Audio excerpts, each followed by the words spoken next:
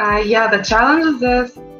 So what I noticed, like my symptoms became not so heavy. Like my body feels like much lighter and more flexible, and but I started having much more, not like anxiety in my mind, but anxiety in my body. Yeah.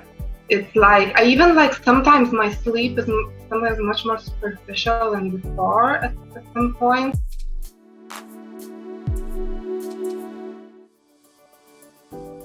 Welcome to this week's Therapeutic Tuesday. And this is going to be, I think, an interesting episode because we've got our first part 2 session with somebody. So I filmed a session with Kotryna, which we released, I think, about 4 weeks ago. And the sessions I probably filmed a month before that. And actually, this second session was filmed the day after the first session was released. So it was actually quite interesting for me just to kind of see how that had been for Kotryna, but also to get an update on what had been happening in that previous month. We then went a little bit deeper into a kind of next step of some of the issues we were working on. Particularly, she was finding that her energy was starting to increase, but actually that was presenting as more almost anxiety in the body. So that's what we're exploring in this session. I think it's nice to see how people's kind of inner work tends to evolve over a series of sessions. So we may do a third session at some point with Kotryna as well. So here's Kotryna, and here is session 2. So how are you doing? It must feel a bit weird as well because we put out the first session we did yesterday. Yeah. Is that because you're the first person, second session we put out, and the first person I've spoken to since it's gone out. Does it feel okay that it's out there? I'm just curious as to how that's been. Yeah, I don't know. Like at the beginning, I thought I'll cringe watching it, but no, actually, I never saw any of my sessions filmed before. But I realized when I rewatch it and I remember things much better. So it's very useful because I thought like half of it already forgot. So yeah, it was good. Okay, good. Well, thank you for being courageous enough to let us do that. I mean, clearly it's been helpful for people. There's been a lot of positive comments. Maybe you've seen. It must be a bit strange as well, seeing people's comments on your session. But and it's the first time that I've done a follow-up. I think I filmed like half a dozen or something of these kind of mini sessions. But the email that you sent me, I think it was a couple of weeks after the session, and it just felt like there might be a bit more that we could explore. And I think, as I said to you originally, it's a bit of an odd place because it's not really like a full therapeutic kind of journey, but it's trying to hopefully be helpful in terms of some signposting. So I guess what would be helpful would just be to get a bit more of a summary in terms of how you've been since then and how perhaps some of what we talked about has kind of landed since then. Yeah, actually I'm quite excited to share because I'm doing much better. Okay, good. Better. I think since I sent the email, I've been starting to feel like much more like energy coming back than before. Or maybe it accumulated enough that I would feel it a little bit pressure. But we spoke, about inner critic and so on. And a few weeks after, I was still thinking about it, and I watched the material which you showed me, and I realized I can't analyze anymore. Like I just can't. I was so overloaded because I really read so many books. I looked at so many videos of everything, from nutrition to spirituality, everything.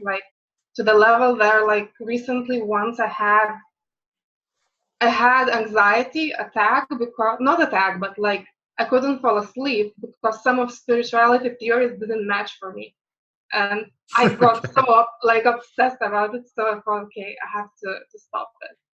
So yeah, so then I decided it was the beginning of August that okay, I slowly will start just to step back from it a little bit and just see what happens.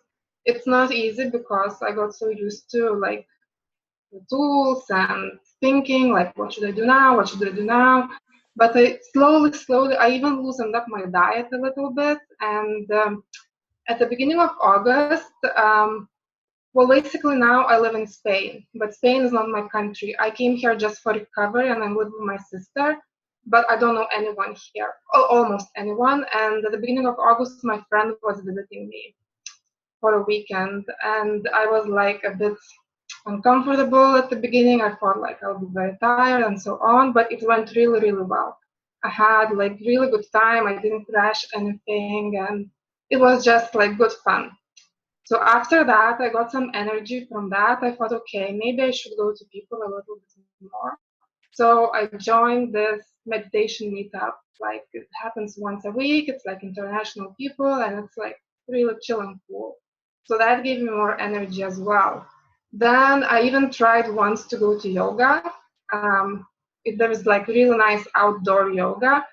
So I did more than I expected, and I felt better than I expected, but not the whole class. And the next day, for sure, I felt a bit tired. But I mean, like it was good. Like it was really good. And then, like slowly, I don't know. Like some days, if I decide to be lazy, I just like I do nothing. Like I live like my cat some days. Like we chill, we watch movies, and then we like I mean, exactly the same rhythm. We chill, we go to eat, we go back to chill, and I just like if I decide to do that, I just do that, and I don't even bother that like oh maybe read a book. Sometimes I do like instead of watching TV, but actually like I just don't want to read a book. I want just to chill and like watch something like really fun. So yeah, like I don't know. And another thing I did. So in the first like 1.5 years, I became quite good in sitting with emotions. I managed like really it was the most effective thing, not even EFT, but like I would sit and breathe when I have very intense emotions, especially like I had a bit of some phobias and some like fears, and in this way they resolved like slowly, or at least became like really, really manageable. I did the same with symptoms. Hmm. So I came across like some materials I read this month and like last month in August, and I understood that I could do the same with symptoms. So if like I wake up really like feeling because mornings are the hardest for me. So if I wake up really like feeling not quite well, I just like try to do the same with symptoms. It's much harder than with emotions. I can't that disattach myself that well, but I did like I tried to do that. And I almost like literally spoke to my body sometimes. Like actually speaking, even before sleep. so so yeah, like I did all of those things which were like I don't know, they felt much more natural and organic, let's Yeah. say. Yeah. It sounds like this principle about how you relate to yourself and the fact you were kind of pushing so hard to get it right and Yeah. kind of understand it and make it work, the kind of softening of that. And I'm pleased to hear that's extended to also softening in terms of nutrition, just as a general kind of releasing the pressure on yourself. It's really interesting what you're describing in terms of then noticing that you have more energy. And I think one of the things that people often don't realize is just like people have downward spirals. So when someone first gets sick, it's like they've been pushing their system for kind of years, and then there's a kind of virus, then they stop sleeping, and then that causes them to have more anxiety. And that Yeah. you also get upward spirals. So it's like suddenly things become a little bit calmer, and then you get a bit more energy, and then you're able to do something that gives you a bit more social contact, and you feel emotionally kind of nourished and fed by that, and then you feel a bit more energy as a result of that, and then you and it's like it sounds like you're kind of as opposed to being on a downward spiral, suddenly you've got a kind of upward spiral where good things are feeding more good things. Yeah. And also like I noticed, of course, like there are a few challenges which I noticed along the way. We can talk about it. But I noticed like if I do something like let's say that meditation meetup, I don't go if I don't feel that day well, Right. like a bad day. But if I go and even if I get like in some activity a bit tired, I find it much easier to rest the next day because it's not just like resting, like 20 days in a row. It's like I do something and then, I'm okay. Like my my like mind is satisfied that I had some kind of more fun and interaction with other people. So that's I'm really pleased to hear the progress, and well done for putting into action what we talked about. And it sounds like the content I sent you on the inner critic was also helpful as well. So I'm pleased that was all useful. I guess I'm wondering, in the time you've got today, where have been the challenges, or where are the edges that it would be helpful for us to talk about a bit and see if we can help move things forward a bit further. Yeah, but also one thing I'll mention, to be honest, like I did not really even remember very well exactly what we spoke about. I just thought I'll step back. But once, like, the more I step back, the more I know what to do to help myself, basically. That kind of naturally happens, but not always easy. Like some days are just not that good. I think there's also, sorry, just to respond on that, I think there's also an interesting lesson for you there as well, which is that I think it sounds like historically the belief was that you had to figure everything out in your head, and that would be the thing that would result in things changing. And often the way that I work is I sometimes pummel logic, because I'm actually not trying to get a logical realization. I'm trying to get a realization on a kind of more emotional level. But if you can kind of take the logic down on enough levels, somehow the penny kind of drops. And then because what it needs to be is instinctive, and it needs to be like you're fundamentally coming from a different place, not you've got this big kind of pushing, being hard on yourself pattern, and then you use that to try to stop being hard on yourself, because then you're trying to solve the problem in the way you're creating the problem. So what you're describing is exactly what needed to happen, which is that it wasn't so much a kind of being hard on yourself to stop being hard on yourself, but somehow a penny kind of dropped, and there was a kind of, so it's an English kind of phrase, something kind of made sense in a way that it's like suddenly you were just coming from a different place, and then you gathered some experiences and some evidence that reinforced that was a more effective place to come from, which then gives that more kind of stability as a kind of way of being. So that's really good. I'm really pleased to hear of that. Yeah. But there's definitely not a very logic process, but also like it's not always easy. It's like when you're used to other ways, like sometimes it really takes a bit of effort to remember that. Okay, Sure. The challenge is this. So what I noticed, like my symptoms became not so heavy. Like my body feels like much lighter and more flexible, but I started having much more, not like anxiety in my mind, but anxiety in my body. Yeah. It's like I even like sometimes my sleep is sometimes much more superficial than before at some points. Like I remember this feeling. I had it before crash a lot. Like like it can be sometimes for something negative. It can be also for something positive. But it gets like really quickly, I don't know, anxious, or like I wouldn't say anxious. It's just like a bit, not even wired, but something like that in the body. That let me ask you a question. Does it feel like there is new anxiety that's there that wasn't there before, or does it feel like you're more in touch with your body, therefore you're more feeling the underlying anxiety that you were escaping from by going into your mind?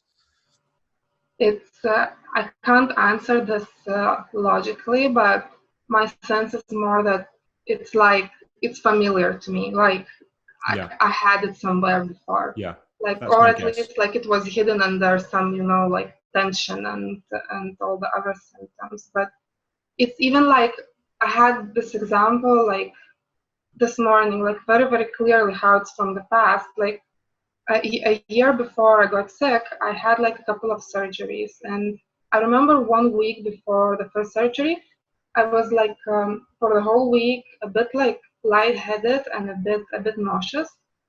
And I couldn't understand why, because I thought I'm not afraid of the surgery. And I had the same feeling now. And I thought like, okay, like I know this, but like now I realize that it's not like physical ill. I mean, like that time I thought maybe I'm food poisoned or something, but now I recognized it as some kind of anxiety. Yeah. One of the reasons why we get in we get very in our head is because we are escaping what's happening in our body.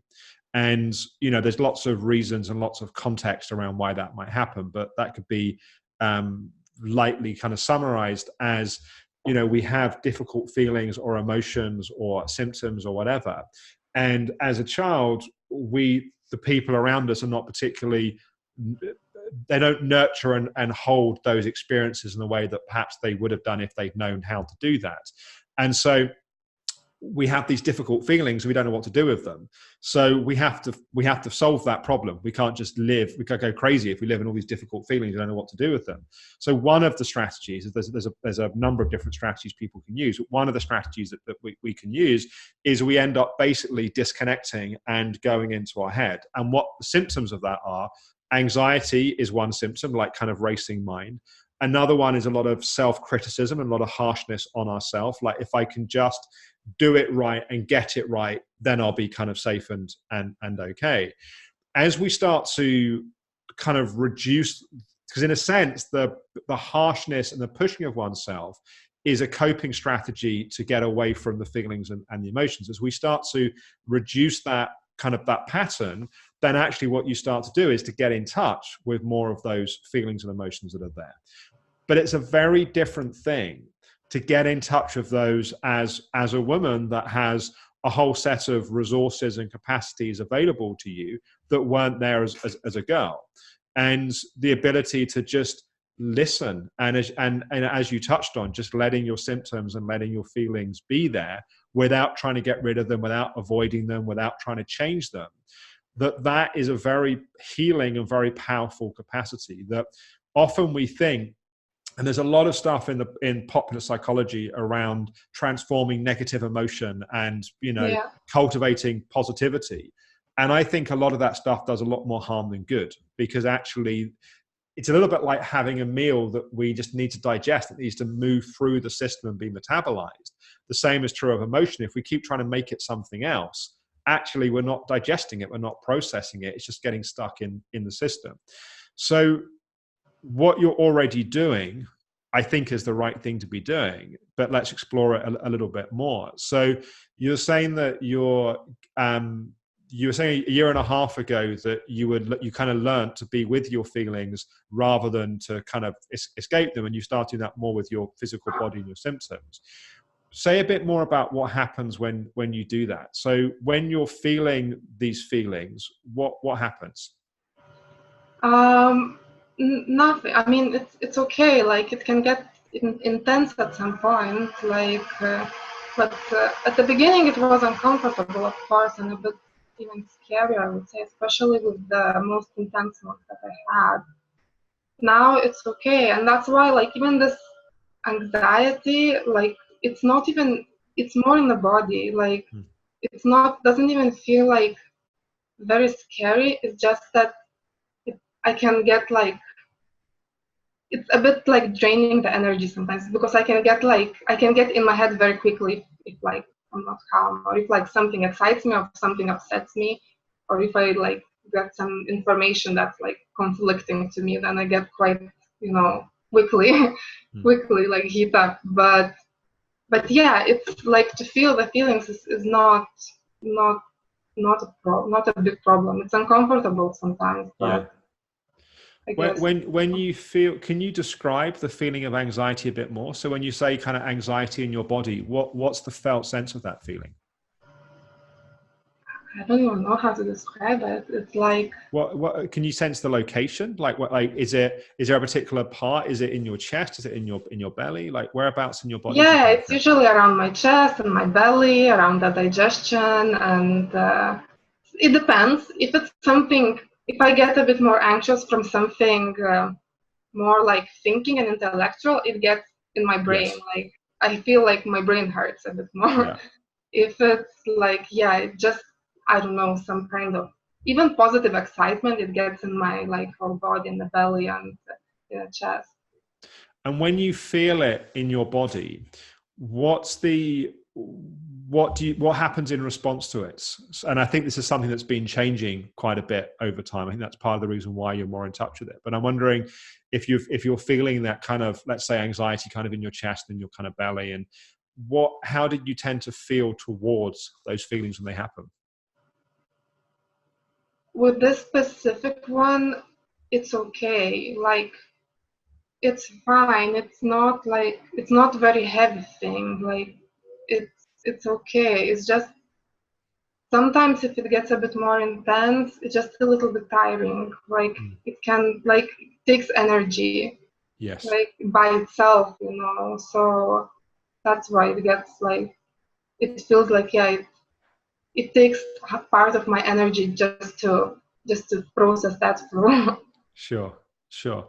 Yeah, I think so. There's a number of different ways that anxiety can be created, right? There's head-induced anxiety, where we think certain thoughts and that triggers certain feelings.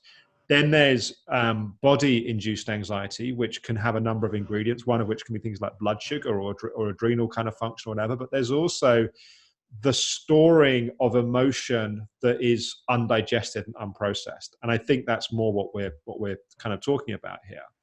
And when those feelings come up, the most powerful thing to do is nothing. And when I say nothing, I don't mean just ignore it. I mean like a Yeah. full. Can you still hear me? It's just, yeah, it's better. A full presence of attention, in the same way that if you had a little girl that was feeling upset or feeling scared or feeling distressed, that you would just hopefully just hold her and support her and let her be there. And by doing that, the feeling would process and digest and pass. One of the things that's fascinating with kids and their feelings is actually how fast they have the potential to move through things when they're allowed to fully feel them and process them. I That's good. lost you where you said like best thing to do is to do nothing. Okay. And Yeah, then good. Yeah. So and when I say nothing, it's a very specific kind of nothing, like it's giving of your full attention and giving of your care. And it's a little bit like having a small child, having a little girl, which is upset, for example, and just hugging her and loving her. And it's kind of amazing how fast small children move through emotions when they're allowed to fully have the emotions. It's when you don't let them have the emotions that they tend to escalate and get frustrated or get stuck.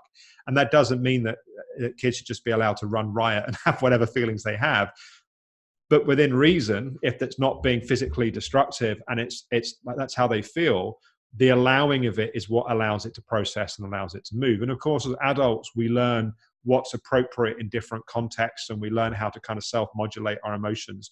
But often we learn to just shut them down. And so by you doing what you're already doing, and really what I'm doing is just giving more encouragement and more permission around it, but the more that you make space for and you tune into and you allow, it's an active process of metabolizing and digesting the feelings that are there. The more you do that over time, you're processing the history of stuff that's not being processed, which then just means that you are much more able to be spacious and to be peaceful and to be present and to feel what's true for now, as opposed to feel history and stuff that's being triggered. yeah, that makes sense. That does make sense. And I had a feeling that, yeah, I should just, you know, kind of sit through it. There is another thing which, like, it's maybe a bit related to this anxiety. Well, the thing is that, you know, like, I've been using, I have, like, quite enough of, let's say, mental energy. I'm not so foggy and so on. And when like, especially when I started like stopping all the research and, you know, reading more about whatever like wellness and mindfulness and so on topics, there became quite a bit of space, which like I feel like my brain needs something, you know, like something not just like a movie or like a novel to read, but I don't know, maybe like I think maybe I should like even a little small project. I should take on something just to give my brain to, I don't know, solve something, so it wouldn't need to solve the same like health issue all the time. So I thought like maybe partially it's also that a little bit Yeah. kicking in. I think that's an excellent idea. And I think what you're describing is also an interesting point for a lot of people, which is that you're not yet at the point of kind of going fully back into normal life, but you've moved forward from the point of having to be completely separate from life. And if your mental energy doesn't have, you're someone that's got, my sense is quite a lot of intellect and quite a lot of mental capacity. And if that is not being given something to focus on, it's almost by default, then it just starts worrying about the situation and kind Yeah. of trying to solve problems, as you were describing earlier, lying in bed, trying to reconcile complex spiritual theories that don't seem to be fitting together. Yeah, exactly. So having some kind of healthy outlet for that, I think, is a really good idea. And that could look like a whole bunch of different things. It could look like taking on some kind of online course or some kind of in-person, kind of a bit like you going to meditation, finding something you can go to, once or twice a week. It might be some kind of part-time work, be that voluntary work or be that kind of project-based work that you can just do at your own speed. But having some kind of, we can be at the point where we think doing anything that requires responsibility or requires effort is a source of stress. Therefore, I have to stop all of that stuff and just focus on Yeah. recovery. And that can be really helpful at a certain point. But also the breakthrough at one stage becomes a limitation at the next stage, that actually that there's a point that comes that actually you need to have some things to focus on. And that's obviously different for different people, what that might be.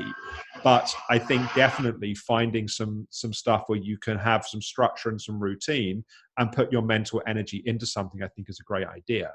Do you have some ideas of what that might look like? Yeah, so I was thinking about it, and of course, like, like how my family would straight away go, oh, so take, some part-time freelancing, but I don't feel yet brave enough to take something on for money because it's a bit of like, just like, you have to show up when it's like Sure. something like a job. And I don't know, I struggling to think of something what I really want to do, that it would also include maybe some communication with other people. So initially I just did like one thing, and one of my friends, like she's with a few other people, they're like their new business. And I said, like I have like deep background in marketing. So I said, like, if I'll help you for free. Like I just don't have anything to do. So it's not a responsibility that I have like to really do something, but I can like, a little bit engagement if I when I feel like just that I cannot it's like super exciting, let's say. For me it's not like ideally, yeah, of course I would want to work on something, that I see like for myself in the future, but I guess like you never know. It was just one quick idea, which like a couple of maybe a week to my friend, but yeah, just like that. I think the way you have to look at this stage is, so it's a bit like someone that is there previously was doing triathlons and they like really intense physical Yeah, exercise, and they're like, I don't want to do yoga.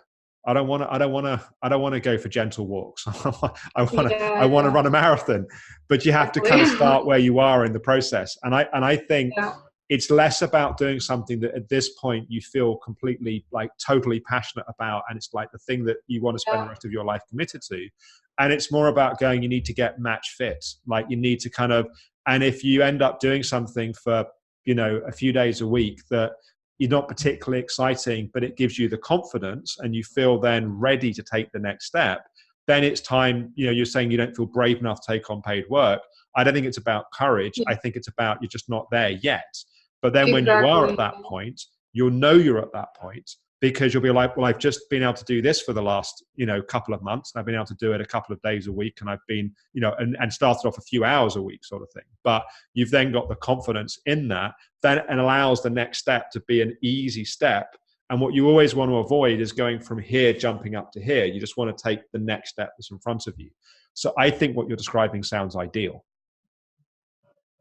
Yeah, I thought like it's quite an easy one because that's absolutely no pressure, and And also because I guess got a bit traumatized by pressure from work before, so I need like very Yeah. gentle easing into that. Yeah, and it's figuring out, as your energy is going through a period of growing and expanding, it's then also figuring out where your edges are, and you're bouncing the boundaries, and you don't know the edges till you hit the edges. But you don't want to hit an edge and then suddenly have to stay at the edge for the next week because you've got a deadline to hit. So you want to be able to have that kind of flexibility, but then you'll get to the point that you've bounced the boundaries enough that the next step is to take on something with a bit more burden, but also it's you learning to be able to say no to to yourself, but also to other people, and you want to do that in a way that doesn't feel too pressured. Yeah, that's true. I mean, it sounds like you're in a really, when I say you're in a really good place, well, obviously I realize that you want to be as fully recovered and back into life, but in terms of Yeah. progress and in terms of being on the right track, I'm really pleased to hear of how things have evolved since last time we spoke. And I think it sounds like you're clear what the next steps are, that I think it's continuing to stay on this path that you're on of being gentle with yourself and listening more to your body, holding things more lightly, including your recovery process, staying in touch with your body and your feelings and just allowing yourself to feel them, not trying to fix them, not trying to change them, just feeling and letting things digest and process. And then as your energy's coming back, to start to put that energy into some tasks that give you some places to put your attention and focus.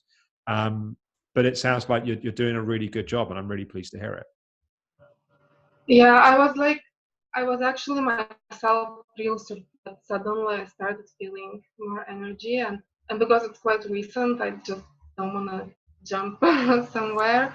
But at the same time, I know that like, throughout the last years, like if I make progress, maybe I'll take a little step back, but it's not that it completely goes away. Yeah, So it makes no sense that it's like okay, yeah. it does mean more energy and progress. Yeah, the model I always work with is it's firstly getting someone stabilized, it's then getting progress happening, it's then protecting the progress that's happening, and then it's accelerating that progress. But it's Yeah, always protect it before you try and accelerate it. And the way that you protect it is by not taking on too much too quickly, of continuing to listen to your body, knowing that it's not going to be a straight line, it's going to go up, it's going to plateau, then it's going to come down maybe a bit, and it's going to go up a bit further over a period of days and weeks and months. And you just don't, when you have an up, don't get carried away with the up, but also when you have a down, don't get carried away with the down. It's like, just recognize yeah, the trend and the path and use that as your compass,